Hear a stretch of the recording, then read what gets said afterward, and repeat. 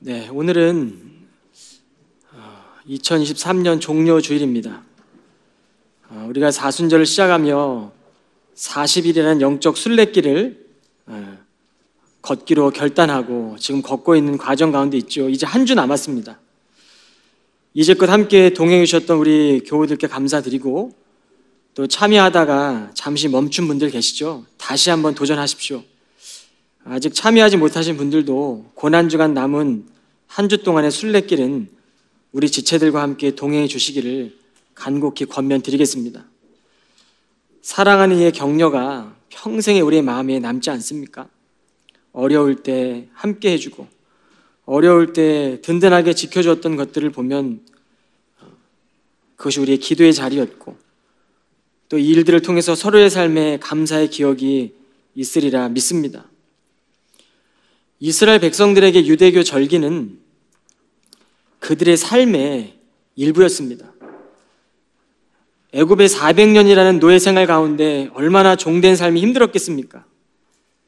그 삶에서 구출해 주신 하나님의 구원 이야기는 온 이스라엘 사람들이 늘 전하고 있는 가장 큰 축제였죠. 삶의 이야기입니다. 그들은 유월절을 지키며 하나님이 애굽에서 해방시킨 이야기를 나눌 뿐 아니라 우리 이스라엘 백성은 해방된 민족이다. 이런 하나님을 향한 신실한 신앙을 격려하는 축제였습니다. 이러한 배경 속에서 오늘 마지막 유월절 만찬을 하고 있는 예수님의 이 성만찬의 모습을 한번 생각해 보시기 바랍니다. 여러분, 이번 유월절이 예수님에게는 마지막 만찬이라는 것은 예수님의 제자들은 몰랐습니다. 그가 그냥 매년 치러지는 이스라엘 축제처럼 또 성대한 절기라고 생각하고 있었겠죠. 예수님은 십자가를 지시기 전날 밤에 제자들에게 죽음의 의미를 설명해 주어야 했습니다. 십자가 사건을 알아차리지 못하는 제자들에게 이 유월절 만찬에 어린 양의 고기 없이 떡과 포도주를 먹으면서 오늘 예수님은 제자들에게 성만찬의 의미를 말씀해 주십니다. 그때는 몰랐지만 그 다음날 십자가에 운명하시는 주님을 보며 최후의 만찬의 자리에 보이지 않던 어린 양의 실체가 누구인지를 아마 제자들은 알게 되었을 것입니다. 오늘 이 마지막 만찬은 예수님에게는 환호성을 부르는 경기장이기보다 경기가 끝난 뒤에 모두가 떠난 고요한 경기장이 주는 모습이 더 맞으리라 싶습니다. 주님은 사랑하는 제자가 자신을 팔 것이라는 것을 알고 있었습니다. 18절에 보면 다 앉아 먹을 때 예수께서 이르시되 내가 진실로 너희에게 이르노니 너희 중에 한 사람이 곧 나와 함께 먹는 자가 나를 팔리라. 꼭 제자 중에 한 사람이 아니었어도 될 텐데 왜 주님이 그렇지 않아도 그 뜻을 이룰 수 있었을 텐데 가룟 유다는 스스로 뉘우칠 기회를 오늘 그 만찬의 자리에서 저버리고 말죠. 하나님이 떠난 마음에 선과 악을 구분할 분별력은 사라져 버렸고 하나님이 계셔야 할 자리에 은 30냥만 남아 있었습니다. 하나님의 주권이 세상이 움직이지만 신앙에 있어 책임자적인 자세가 얼마나 중요한지 우리는 알아야 합니다. 죽음을 앞둔 사람이 전 생애를 통틀어 가장 중요한 말을 남겨놓는 말을 우리는 유언이라고 합니다. 그런데 이 유언은 사람이 죽어야만 그 말이 효력이 있게 되죠. 현대인들은 오늘날 잘 살아기에 웰빙의 삶에 주목하며 삶을 살고 있습니다. 그러나 성도들은 웰에이징, 성숙해져 가는 삶의 모습, 거룩해져 가는 삶의 모습, 나이가 들면 들어갈수록 우리는 주님의 모습을 더 닮아가는 것이 더 중요합니다. 오늘 주님은 제자들에게 마지막 날 밤에 허리에 수건을 두르시고 손수 제자들의 발을 씻겨주시며 섬김의 본이 되라고 가르치십니다. 그리고 이후에 식탁의 자리에서 복음이 무엇인지 보여주십니다. 그리고 제자들에게 성찬을 통해 가장 해주고 싶었던 말을 오늘 전하고 있는 것입니다. 첫째로 성찬은 실제적인 삶으로의 초대입니다. 22절 24절에 보면 예수님께서는 빵을 들고 감사 기도를 드리셨습니다. 그리고 떼어서 제자들에게 주시며 말씀하셨습니다. 받아라. 이것은 나의 몸이다. 또 잔을 들고 감사 기도를 드리셨습니다. 그리고 제자들에게 잔을 주며 제자들이 마셨습니다. 예수님께서 말씀하셨습니다. 이것은 많은 사람들을 위해 쏟는 나의 피, 곧 언약의 피다라고 말씀하십니다. 예수께서 이 다락방 식탁에서 하신 말씀들을 열거한 이야기들 우리는 제정사라고 말합니다. 성찬을 영어로 유카리스트라고 하는데 이 그리스 유카리스트는 감사를 드린다라는 뜻이죠. 성찬은 오늘 성찬에 초대받는 우리 모든 교우들은 하나님께서 이 시간 내 삶을 만나주시고 하나님께서는 지금까지 우리 삶 가운데 역사하셨고 사랑으로 지금도 아니 평생 동안 우리를 붙들고 계심을 이 은혜의 수단을 통해 우리가 경험하게 되는 것이죠. 예수님께서는 빵과 잔을 가지고 축복하시고 감사 기도를 하신 후에 떡을 떼고 잔을 부어 제자들에게 주시며 빵과 잔에 담긴 포도주는 자신의 몸과 피라고 말씀하십니다. 우리가 평소에 밥을 잘 먹고 또 물을 잘 마셔야 생명을 유지할 수 있지 않습니까? 오늘 이 주의 만찬에 초대받고 참여함으로 인해 오늘 내가 죄가 용서받고 또 새 힘을 얻어야만 우리는 그리스도의 생명으로 살아갈 수 있는 것입니다. 그리스도 안에서 생명을 얻는다는 것이 오늘 이 성찬에 초대받는 우리들에게 경험되어져야 하는 것이죠. 우리가 매일매일 살아가는 것도 매일매일 생명을 주시는 분이 있기 때문에 그 생명을 얻으며 살고 있다는 것입니다. 그렇게 주님께서는 유월절 만찬에서 행하신 이 의식이 그리스도교 예배의 중심에 2000년 동안 자리 잡게 되었습니다. 오늘 제가 드리는 설교는 여러분들이 듣는 것이지만 오늘 설교가 마치고 난 뒤에 우리가 하게 된 이 성만찬은 오늘 복음을 보여주는 의식입니다. 우리의 교회가 크기 때문에 상황상 매주 할 수는 없지만 우리 교회는 종료주일과 세계 성만찬 주일날 이 성만찬을 통해 주님을 기억하고 있습니다. 그리고 기념하고 있습니다. 교우들이 성찬의 초대담을 통해 하나님의 생명이 무엇인지 더 분명하게 경험되어지기를 간절히 축복합니다. 이번 성찬에 참여하실 때 생명을 얻는다라는 말을 나를 위해 달려 돌아가신 예수 그리스도의 십자가 사건과 깊이 연결시켜 보시기를 바랍니다. 이테미타 에스트라는 말이 있습니다. 그리스어인데요. 자, 이제 예배는 끝났으니 세상으로 나가십시오. 예수께서 우리의 양식이 되어주셨으니 우리도 누군가의 양식이 되어주는 삶을 살라는 뜻이죠. 살아내라는 의미입니다. 이것이 바로 이테미사 에스트라는 그리스어입니다. 라틴어죠.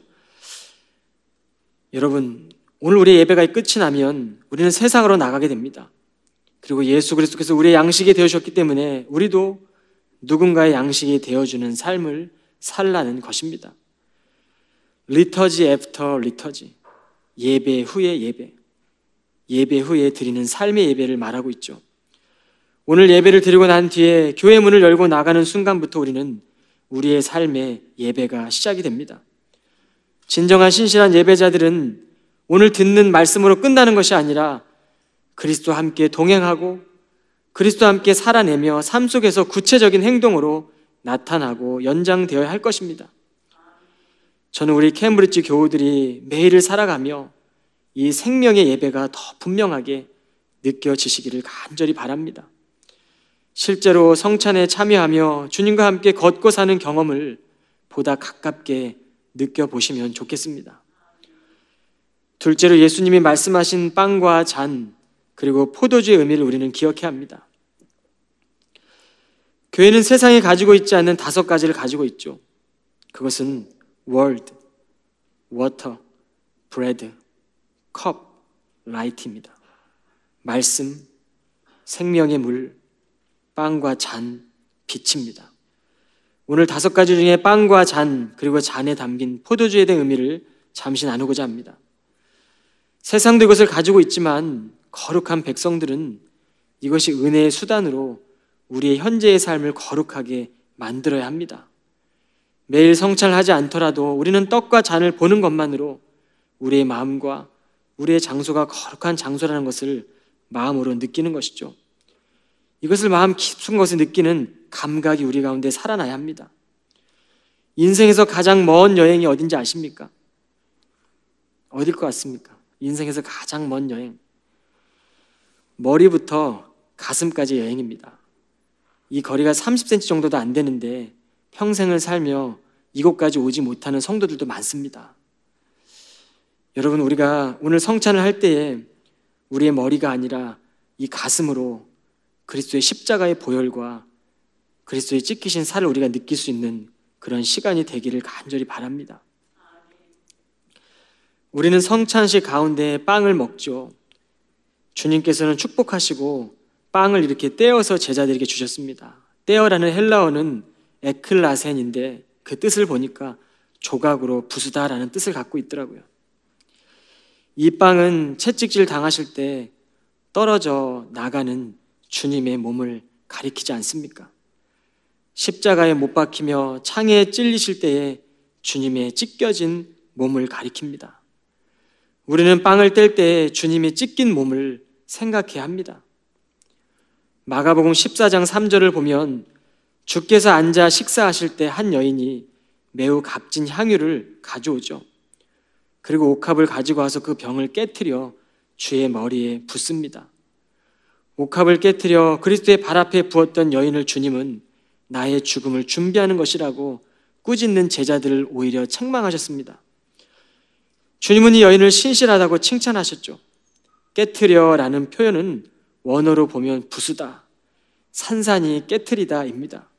완전히 부서지는 것입니다. 완전히 깨어져야 향유가 나오고 완전히 깨어져야 회개의 눈물이 쏟아집니다.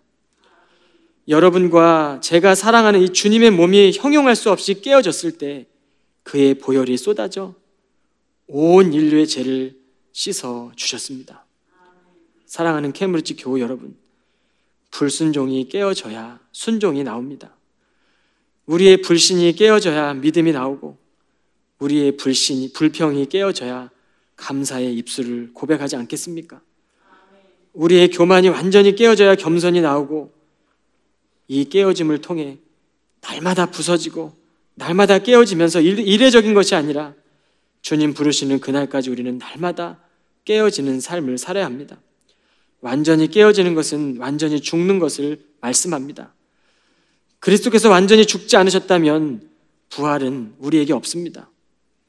두 번째는 잔입니다. 겟세마네 동산에서 주님은 하나님 아버지께 이 잔을 옮겨달라고 기도하셨습니다. 주님께 그 잔은 육신의 고통을 넘어 영혼의 고통이었죠. 예수님은 겟세마네 동산에서 제자들에게 내가 기도하는 동안 너희는 앉아 있어라. 그리고 예수께서 제자들에게 말씀하시고 멀리 떨어져 기도하시며 지금 나는 괴로워 죽을 것 같다. 여기서 나와 함께 깨어 있어라. 그리고 더 나아가 땅에 엎드려 피할 길을 달라고 기도하십니다. 하나님 아버지께 아버지 이 잔을 내게서 거두어 주십시오. 그러나 내가 원하는 대로 하지 마시고 아버지께서 원하시는 대로 행하십시오. 주님의 고통이 느껴지는 대목입니다. 겟세마네라는 뜻은 올리브를 눌러 짜서 기름을 짜는 틀인데 오늘 주님은 겟세마네 동산에 오르셔서 간절하게 기도하며 육체의 고통을 이기기 위한 기도를 드리셨습니다. 그 십자가의 잔을 이루기 위해 하나님의 뜻에 순종하기 위해 육신의 몸으로 달린 그 십자가 형벌의 고통을 이미 겟세마네 동산에서 땀이 피가 되도록 흘리시며 기도하셨습니다. 마지막으로 잔에 담긴 포도주입니다. 포도주는 숙성하게 되면 포도의 성분이 변화가 되지 않습니까? 세상에 많은 사람들은 여전히 성분이 변화되지 않는 사람들로 살아갑니다. 포도 알갱이를 으깨어 짠 포도는 오랜 시간 숙성되어 성분이 변화되죠. 19세기 전까지는 성만찬 할 때 그래서 포도주로 성만찬을 의식을 거했습니다. 포도 주스와 포도주는 다르죠. 그러나 19세기 이후부터는 포도주로 이 의식을 행하고 있습니다.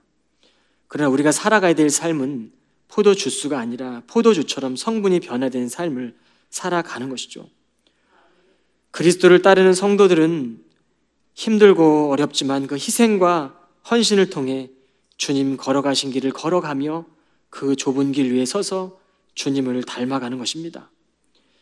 우리의 미움이 변하여 사랑이 되고 이기심이 변하여 오늘 헌신과 희생의 삶을 살아가게 되는 것이죠. 여러분, 그리스도의 보혈이 넘치는 곳에 믿고 뛰어 들어가십시오. 예수님께서 이를 새 언약의 피라고 말씀하셨습니다. 그곳은 생명과 행복이 넘치는 장소입니다. 그곳은 빛과 소망이 있는 곳이죠. 하나님보다 더 사랑하는 것들을 이 시간 내려놓고 마음에 섞여 있는 죄들을 말끔히 씻겨버리는 이 성만찬으로 초대되어 나오십시오. 죄가 씻겨질수록 부활의 생명은 우리 마음 가운데 더 선명해질 것입니다. 예수께서 흘린 보혈은 죄 가운데 있는 사람도 다시 시작하게 합니다. 보스턴 땅에 와서 재정적으로 힘들고 어렵지만 그 시기 속에서도 주님의 보혈은 우리에게 새로운 힘을 허락하시며 그 길을 걷게 하시죠. 우리의 삶 가운데 이 성만찬을 통해 새하늘과 새 땅을 미리 맛보게 하시는 능력을 우리는 성찬을 통해 경험해야 합니다. 셋째로, 겨울이 지나고 나면 봄이 옵니다. 반드시 옵니다. 25절에 보면 내가 진정으로 너에게 말한다.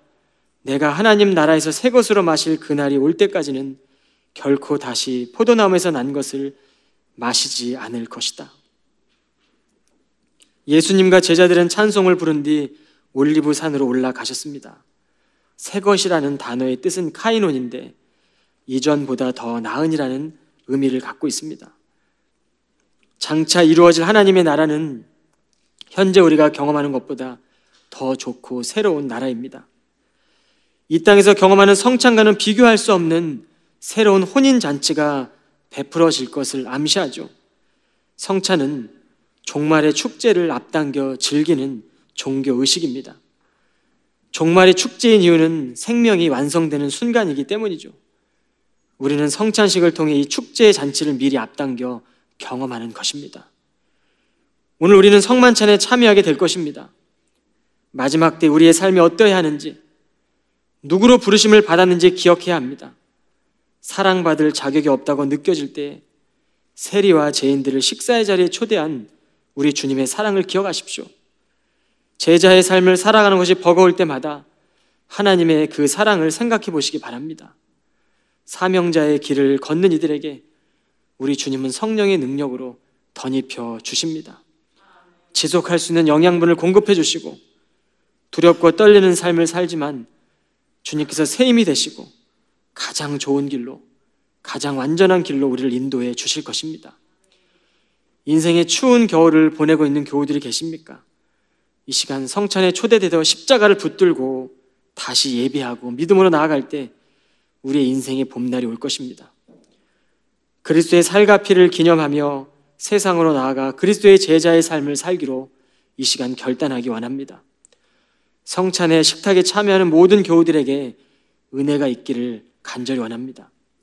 마음을 새롭게 하시고 거룩하게 하시는 은혜가 우리의 무뎌진 믿음 생활을 깨우고 삶의 거룩함을 회복할 수 있기를 주님의 이름으로 간절히 소망합니다.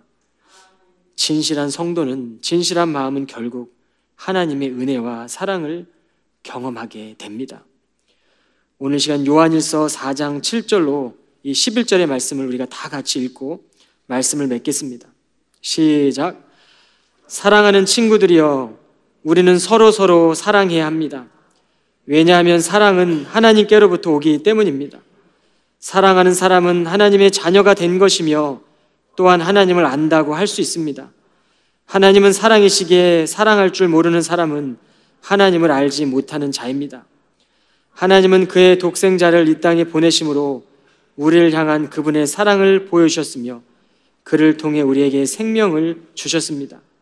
진실한 사랑이란 하나님을 향한 우리의 사랑이 아니라 우리를 향한 하나님의 사랑인 것입니다.